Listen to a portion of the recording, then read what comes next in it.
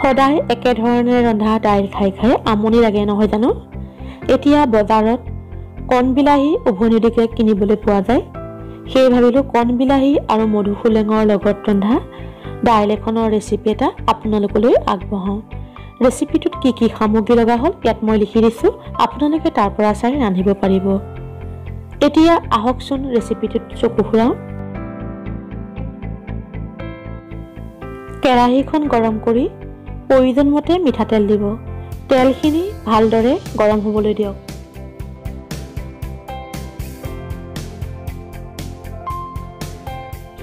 এতিয়া পাঁচফোৰণকেইটা দি ফুটিবলৈ দিয়ক।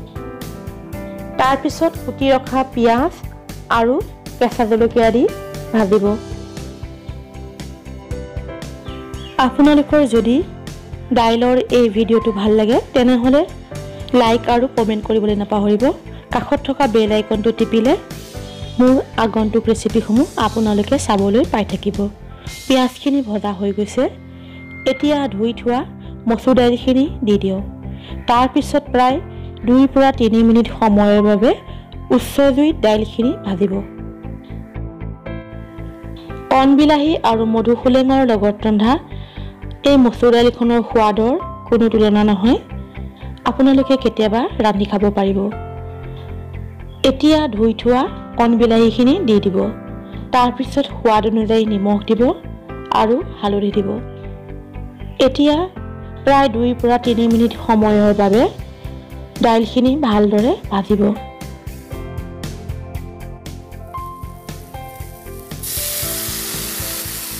এতিয়া প্ৰয়োজন মতে গৰম পানী ঢালি দিব। দাইলখন অলপ মই ডাঠ কৰিব বিচাৰিছোঁ, সেয়ে পানী কমাই দিছোঁ। তাৰপিছত ঢাকোনখন লগাই প্ৰায় 10 পৰা 12 মিনিট সময়ৰ বাবে দাইলখিনি সিজিবলৈ দিব।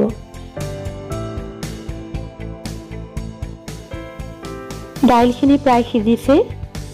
এতিয়া ধুই কুটি লোৱা মধুসোলেঙৰ পাতখিনি দি দিব। তাৰপিছত ঢাকোনখন লগাই 3 পৰা 5 মিনিট সময়ৰ বাবে উতলিব দিব।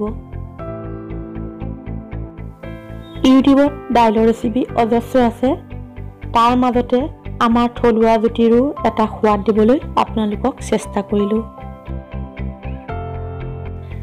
মধুসোলেংখিনি সিজি দাইলৰ লগত ধুনীয়াকৈ মিলি পৰিছে আৰু দাইলৰ বৰ ধুনীয়া ৰং এটা ওলাইছে। দাইল প্ৰায় প্ৰস্তুত হৈ গৈছে। এতিয়া গেছৰ জুই নুমুৱাই দিয়ক। ধনিয়া পাত থাকিলে কুটি দিব পাৰে, খাবলৈ তেতিয়া আৰু ভাল হয়। কণ বিলাহী আৰু মধুসোলেঙৰ লগত ৰন্ধা মচুৰ দাইল প্ৰস্তুত হৈ গ'ল। গৰমে গৰমে ভাতৰ লগত পৰিৱেশন কৰিব। আপোনালোকৰ ভিডিঅ'টো যদি ভাল লাগিছে তেনেহ'লে মোৰ চেনেলটো ছাবস্ক্ৰাইব কৰিবলৈ নাপাহৰিব। আগলৈ ইয়াতকৈ ভাল ভাল ৰেচিপি লৈ মই আপোনালোকৰ ওচৰলৈ আহি আছোঁ। আজিলৈ আহোঁ। ধন্যবাদ।